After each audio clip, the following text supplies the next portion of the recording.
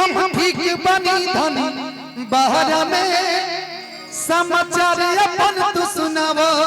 समाचार ऐसा बाटे कि घर परिवार से हम बहुत परेशान हो गइल बानी। ई बताओ मम्मी ठीक बाड़ी? केहू ठीक नहीं के है ना, उ लोग तो बहुत खुश बा, लेकिन हम हाय ता झगड़निया दे देनी ठीक बिया। अरे वे लोग तो हमरा गलत कर रखले बा।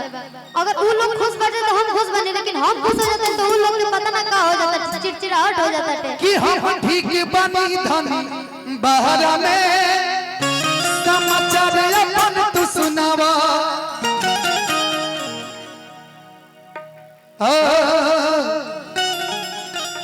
तू कैसे बाड़ू ए धनिया मुंह खोल के बतावा।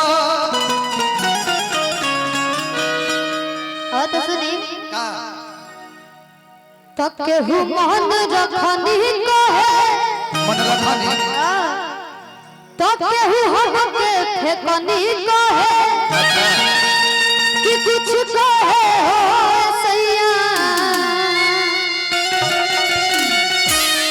ए सैया अदवरा हाय हाय हाय देवरा हाय मानत नहीं के नदी तो फेकनी कहे सस कौआ हकनी कहे हो। ऐसा बात नहीं कि माई या बाप में कमी हो, तोहरों में कुछ ना कुछ कमी हो। ताली खान से बजेला। अच्छा अच्छा, अगर हमरा में कमी रही त और माईए भी हमरा के बियाह के जलाइल रही। हां माईए ले लो त माईए में खाली कमी बा। काहे नहीं कमी जी कि हम ठीक बनी धनी बहरा में समाचार अपन तू सुनावा।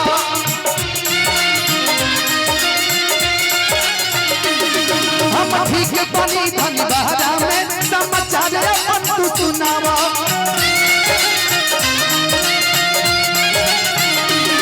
तू कैसे बाड़ू ए धनिया मुंह खोल के बतावा।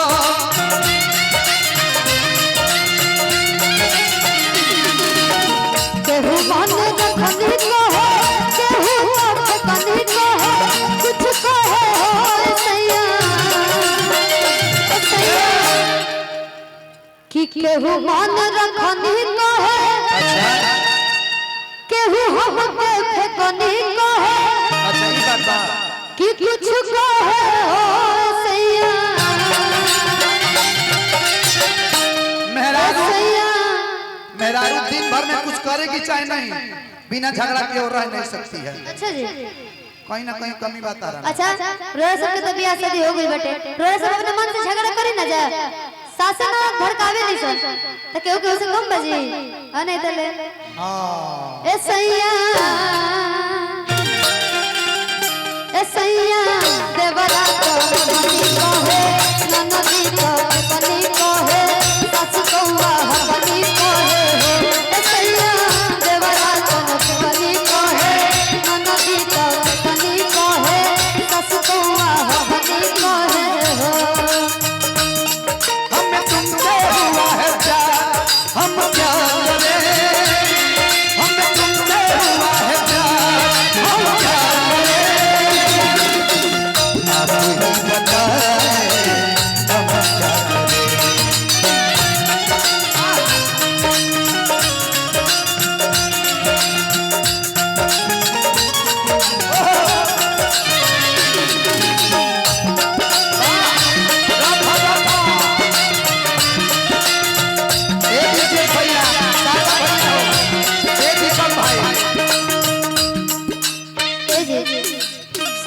बोलो घर के दुलरुई रहने अपना सैया से बताई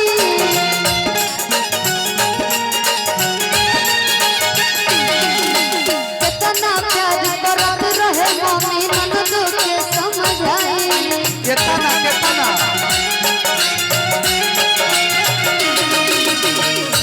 हम बिस्तर पर सुतल रहत रहे। अच्छा हमार बहिन चाह दिया बसन ए रुकी अगर हम प्रोग्राम में जाई तो हमार माई कपड़ा लिया के दे हम एक डेग चलत ना रहने, लेकिन ससुरा महीना के बाद हमार मुंह ना गलती हो गई बना कहत तानी कि घर माई मन काहे बिगाड़ देल बड़ी।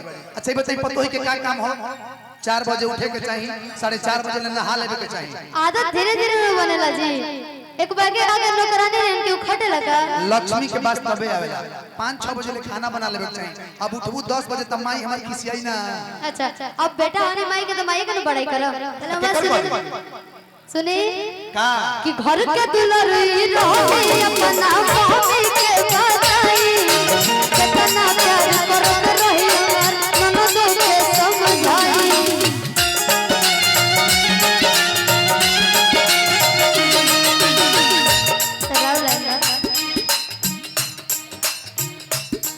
तू पढ़ल लिखल बाडू है धनिया इचको जुबन न लड़ैया।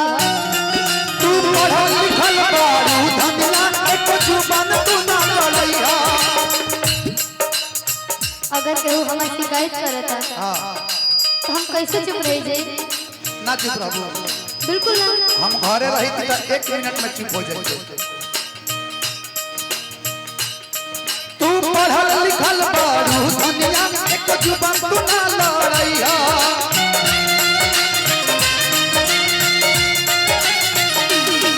कुछ बोली हां जानिए धनिया मुंह खोल के बतैया।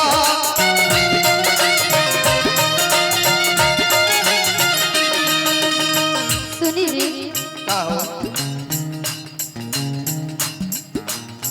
सस तेरे छाता बंदी को है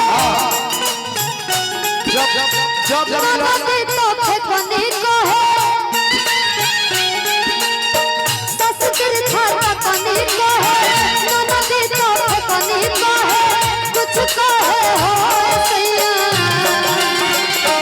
सैया देवरा मन रखनी को है ननद तो फेंकने को है ससुआ हकनी को है सैया देवरा मन रखनी को है ननद तो फेंकनी को है ससुआ हकनी को है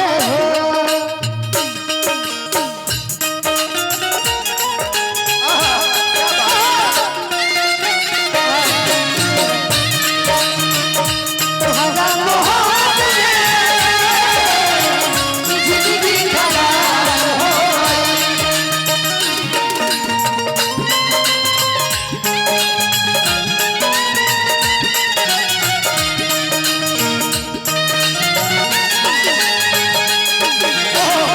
जिंदगी खराब हो तुम्हारा मोहब्बत में जिंदगी खराब